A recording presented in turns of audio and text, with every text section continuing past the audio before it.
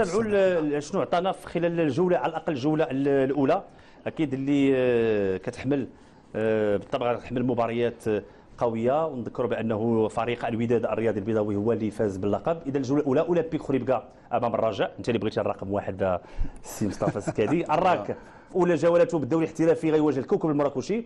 فريق النهضه البركانيه غادي يواجه فريق اتحاد طنجه. شباب الحسيمي حسنيه اكادير. المغرب التطواني اولمبيك اسفي. الدفاع الحسن الجديد امام شباب اطاس خنيفره. فريق الوداد الرياضي البيضاوي يستقبل فريق الفتح الرباطي.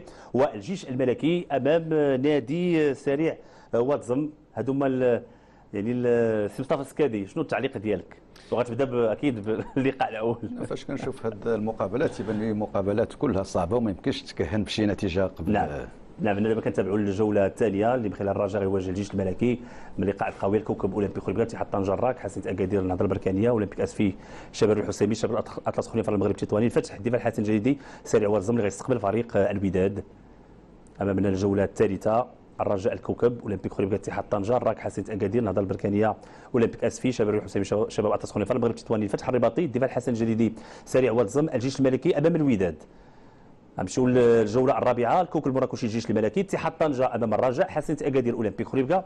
اولمبيك اسفي فريق الراك. شباب اطلس خنيفره امام فريق النهضه البركانيه. الفتح الرباطي الشباب الحسيمي سريع واتزم المغرب التطواني. الوداد امام الدفاع الحسن الجديدي.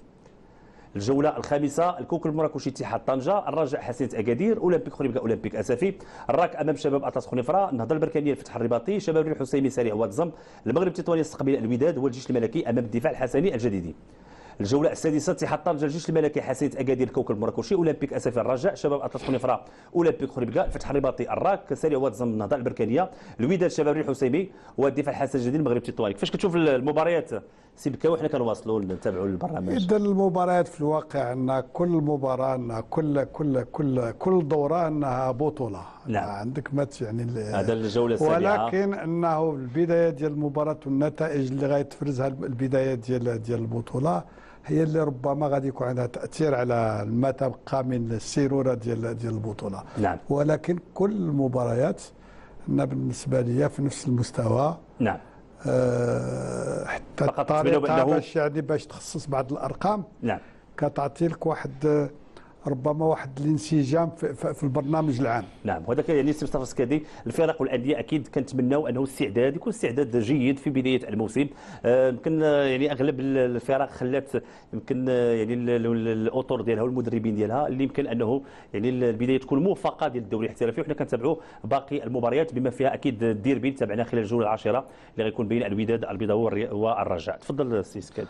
تنظن بانه كره القدم الان كتطور في المغرب وخاصه في البنيه التحتيه، وهذا اللي كيجعل المقابله تكون في المستوى. وتنظن واحد المجال باش يكون واحد الاقبال جماهيري اللي باش ننجحوا هذه البطوله اللي المسؤولين كيديروا واحد المجهود كبير باش ينجحوها.